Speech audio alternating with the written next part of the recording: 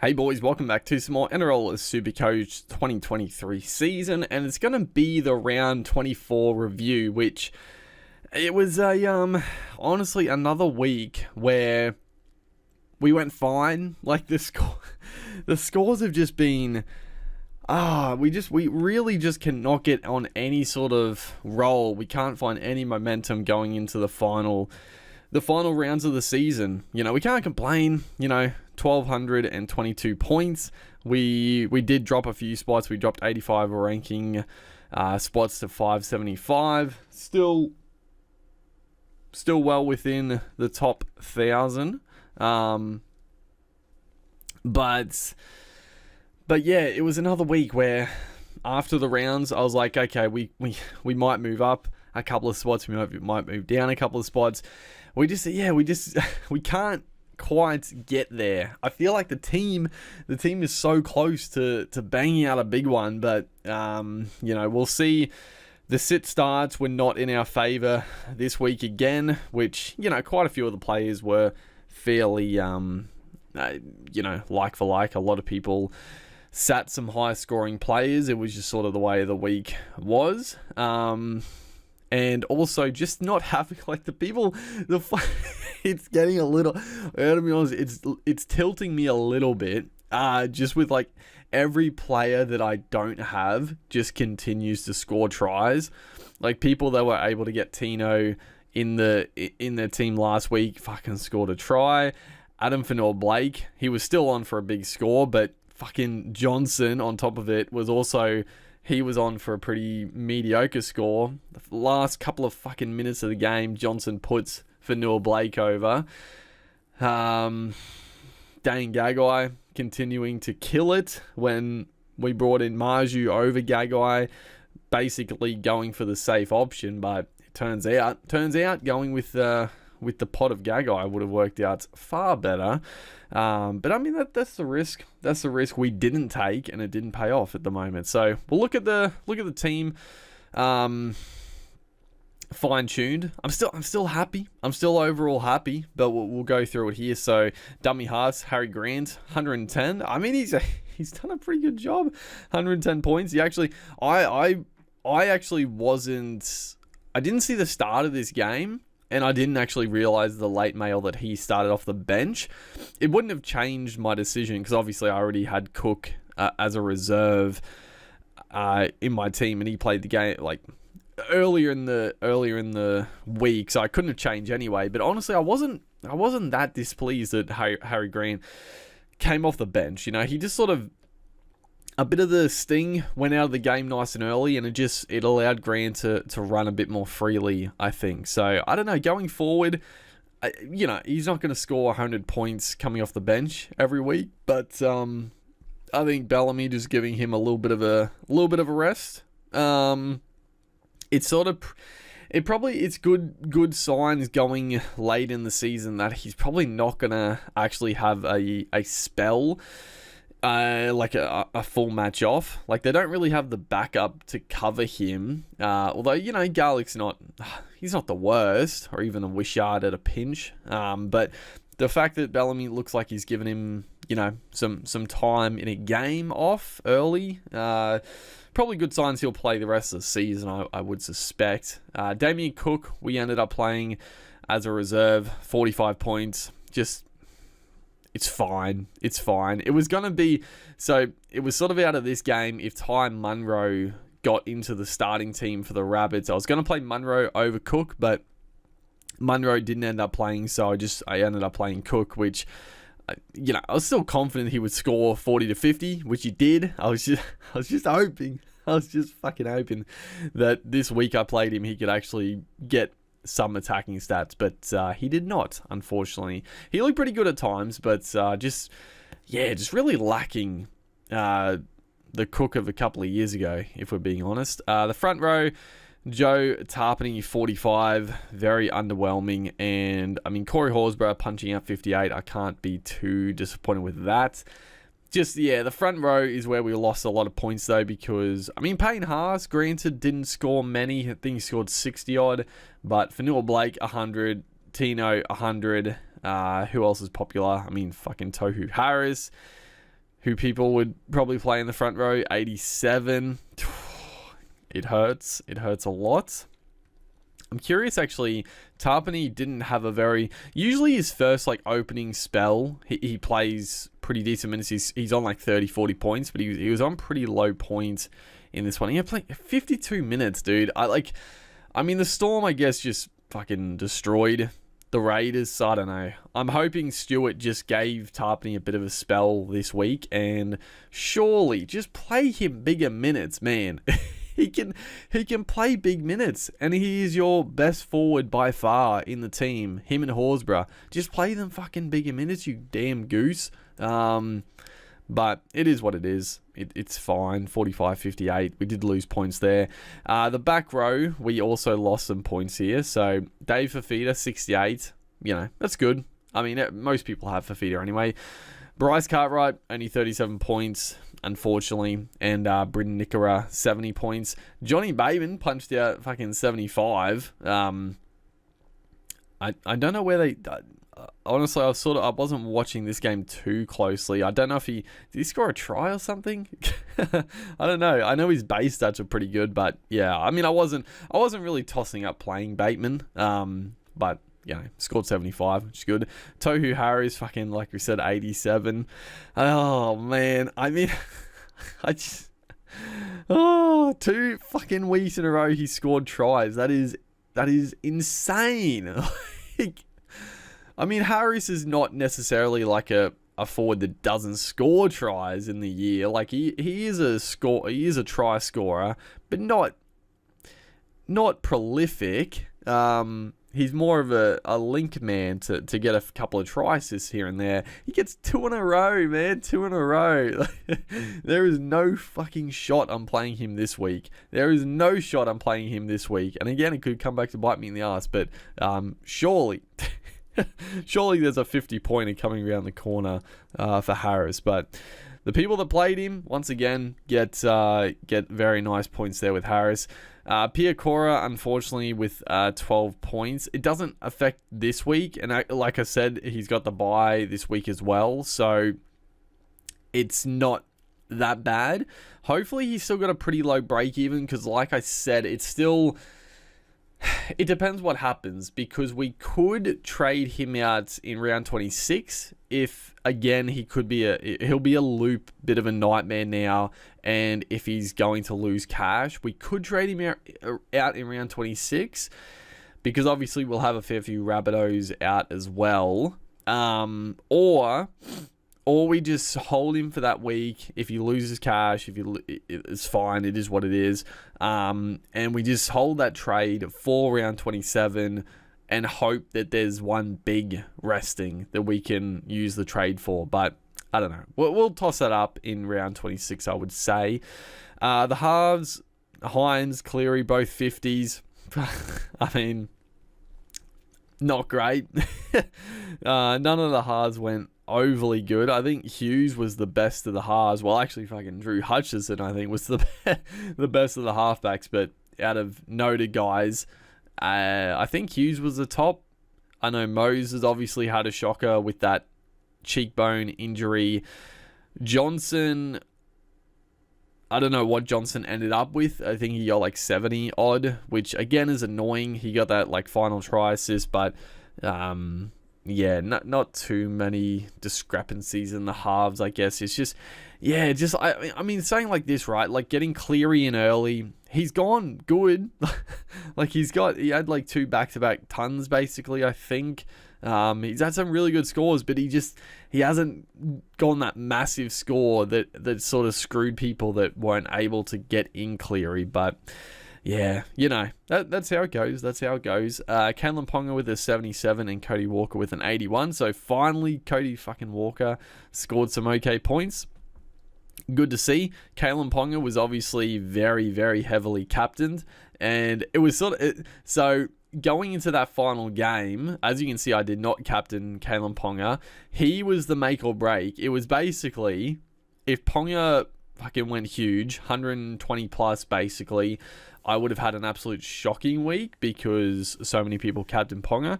if Ponga had a stinker, then I would have had a pretty damn good week. It ended up basically not mattering because he scored fucking basically what everyone else scored. So it was it's like every week, just everything is just average. There's no big turning points yet. I feel like they're coming, but not at the moment. Our centre wing, Alex Johnston 72, Joey Marnie 72, Greg Marju 44. Like I said, obviously should have got in Dane Gagai over Marju, but it is what it is. I didn't realise that Marju was going to start stinking it up as soon as I brought him in, but that's how Supercoach goes sometimes. It's how it goes. And then Ronnie the saviour. Oh my God, this honestly is a big saving grace for our week. Ronnie Mulatalo with a 110. Huge. Fantastic. And I mean, it's big because, what is his ownership now? I'd say it's pretty low. A lot of people got off him. I mean, he's, 14% of teams, probably lower than that in like the topper echelon.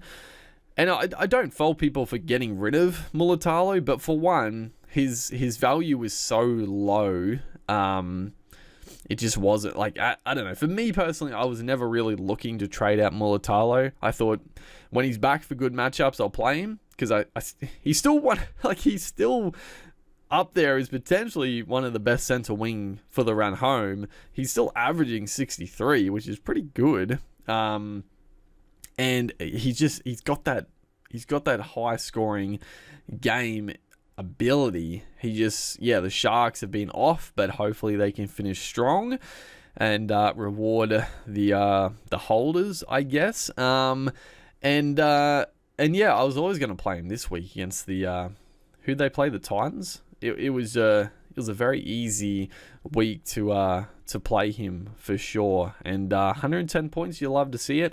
We didn't play Garrick. He scored 80 against the Panthers, which, what can you even say? It's not, it is what it is. I guess he scored a few more than Johnston and Manu, but we weren't going to play Garrick over Marju 100%. I guess I could have reserved him, but I probably would have reserved him over Cook at a pinch. But again, it is what it is. It's one of those 50-50s. Usually, I'm not usually that high on like matchups. Like someone like a Garrick playing like other really good teams, I would still play him 100%. But the Panthers are different in terms of allowing Supercoach points. But Garrick was good. Garrick was very good. I thought the Panthers were pretty mediocre and fairly lucky to get away with the game. So it was just one of those games that Garrick sort of had a bit of joy in.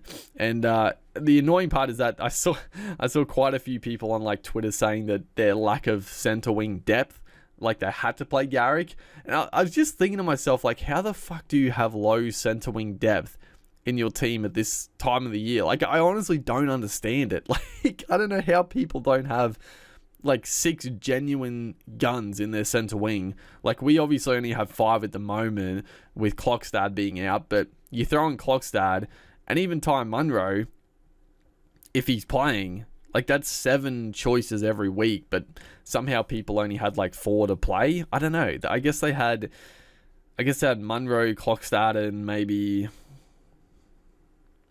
I don't know, Tavade or some other cheapie, I guess. Yeah. And then the fullbacks, Tedesco and Mitchell. So Mitchell was our... I went with my gut again. I went with the gut feeling of this one. Now, funnily enough, I thought I wasn't like confident the Bulldogs would win or anything, but I did think I guess I'm a damn fool, but I actually thought the Bulldogs, out of all sort of the games this week, for potential upsets, I thought the Dogs were like a decent chance to upset the Knights, but they are fucking awful. Like, I just thought coming off a bye, they've pretty much got their seemingly full strength team.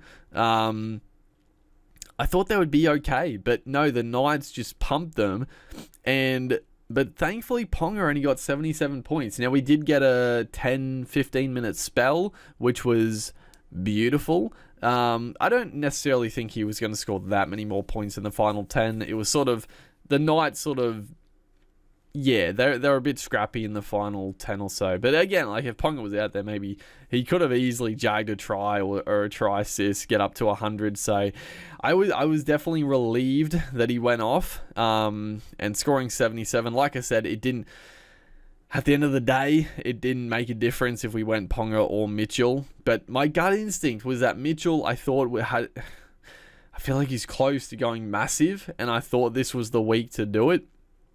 I gotta say, I don't know what they gave him for that try where he went up for the kick where he was offside. Apparently, they've come out and said he wasn't offside, which is fucking nonsense. He was definitely offside. I actually don't know what they gave him for that. I don't know if they gave him a try assist as well as the kicker, because I know ones like that, they always give the kicker the try assist, but I don't know if they give another person the try assist. So I don't know if that made too much of a difference, but I was happy that they awarded it for the sake of Supercoach.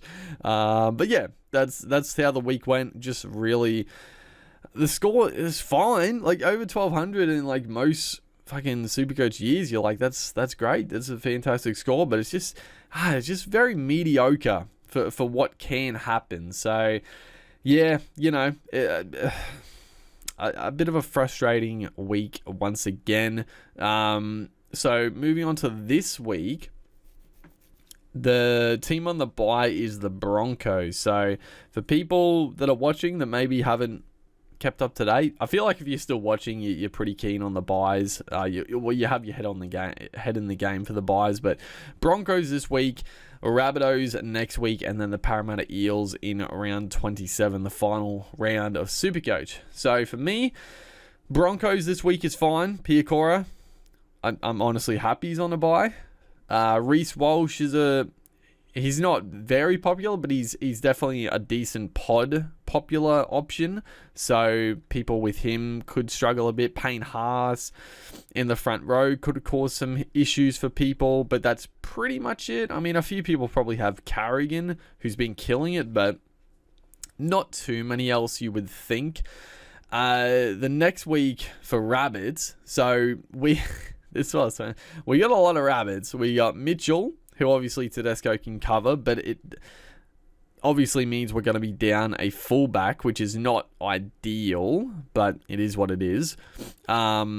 Johnston, Munro, but Munro's not playing anyway at the moment. So Johnston, we got plenty of cover. We don't know yet if Charnsey is back this week. I'm hoping he is. Like, I hope it's all good and he's back. If not, it doesn't. Again, it's not like the worst thing in the world for us. We don't actually need CNK to be back. I guess I would like him to be, but it's such a weird one, right? Because I traded him in, and he's a gun, so I want him to be back. But at the same time, if he's not back, like the Warriors 100% are not going to be as good, and Johnson and Dallin aren't going to be as effective. They were still pretty good, and Tuapika, what's his name? Tuapiki? I feel like that doesn't sound right. I think I forgot his name, but he looks pretty damn good, and he's pretty, he's done some good things at the back in place of CNK, but he's not CNK. So the attack is definitely going to be a little less effective. So part of me is like, just have another week off. That's fine. But I don't know. It doesn't really matter. Cody Walker out next week. We got the cover with Ponga anyway. And then it's just Damien Cook, who we don't really want to play most weeks anyway. So we're pretty good. And then for the final round, the Eels, we've only got Bryce Cartwright for the Eels, which again is fine. It was just, so talking about Cartwright, this was a bit annoying as well. He only played what did he play, 60 odd minutes?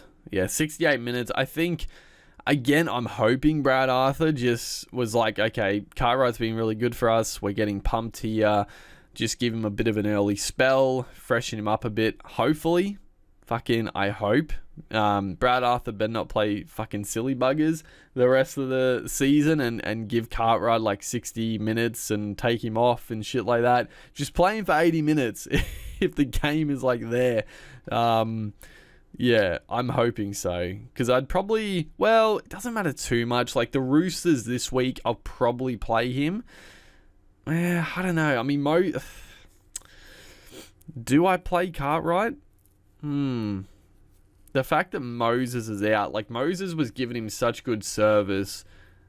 Cartwright can still do some good stuff by his own, but... Yeah, the fact Moses is out, I don't know. Maybe we don't play Cartwright. And then he's got Penrith, who we're not going to play him against. And then the bye. So, I mean, honestly, Cartwright... If there was a player that I was... I probably can't... Like, I was thinking about maybe I trade Cartwright out at 700k for somebody. But I don't think I can. Because I do think I need to trade out Piakora next week. Or save the trade for a potential Cleary resting or someone else resting, maybe. Could cause some havoc. But if we looked at Cartwright, and that's the other thing, I don't even know what back rower I really want. Because, I don't know. They're all just so up and down. I guess Tino... We can't afford Tino. But Tino's dual to our front row. If I could have afforded Tino, I might have got in Tino, but that's fine. Honestly, we can't afford him, and I just gotta fucking hope that he stops scoring tries, man. Like, it's unreal. He can score 70 points. It's fine. Just stop scoring 100 with a try. It's killing me. But yeah, Carrigan only 52. Zayo. Cameron McInnes, 104 again. That's right, he scored a fucking try. People that were able to jump on McInnes a few weeks ago when, what's his name? Finucane was out.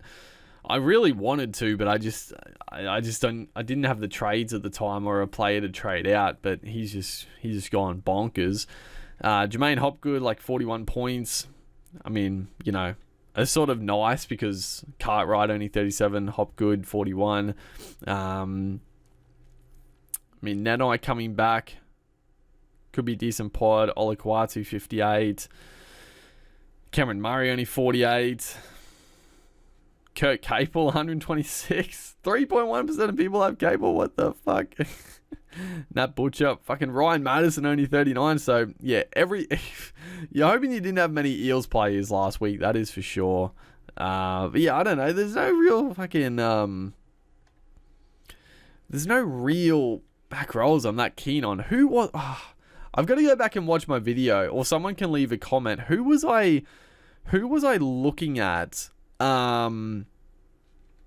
as a potential option for Piakora at around the same price? I was looking at a couple of guys who were pretty tempting.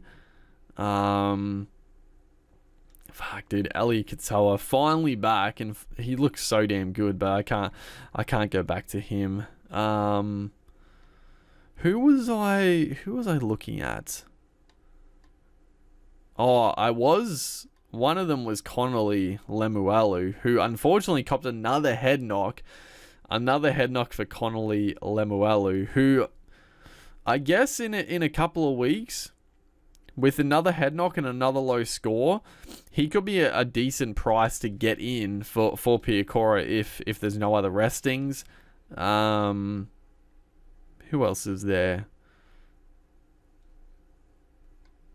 I feel like there was someone else I saw that I was like fairly... So Zach Hosking. Again, Hosking played in the centres this week, but if there's mass restings in the final round, Hosking could be a really good pickup in the back row, playing 80 minutes. So keep an eye on him. I think it was just Hosking and Lemuelu, I think. But yeah, we'll talk more about trades. We're not going to do a trade this week, obviously, but overall, you know, like I said, a mediocre week. Some good scores, some average scores. Like, a lot of our big guns didn't really fire. I mean, both halfbacks scoring 55 and 53 apiece. It's not what you want out of, you know, the top two halves in the game. Your fullbacks, no one cracking a ton there, not great. And then, yeah, the front row was disappointing, as well as the back row. So a lot of disappointment across the board here. But again, we're set up well. We'll go through sits and starts again this week with the final teams and all that. I gotta be honest, I don't think there's gonna be much carnage, but I'd love a little bit of carnage just to fucking throw people off, because I've got so much depth that it's going to be a tough, like, who do I sit and start again? But I would love a little bit of carnage. It would be nice. But other than that, it's a bit of a shorter one. Not too much else to really talk about. We'll go into the preview in a couple of days and go through the rest of the good stuff. So hopefully you guys are enjoying the Supercoach action. We're getting down to the business end of the season. And hopefully you guys enjoyed. Make sure to like and comment. I'll see you in the next one.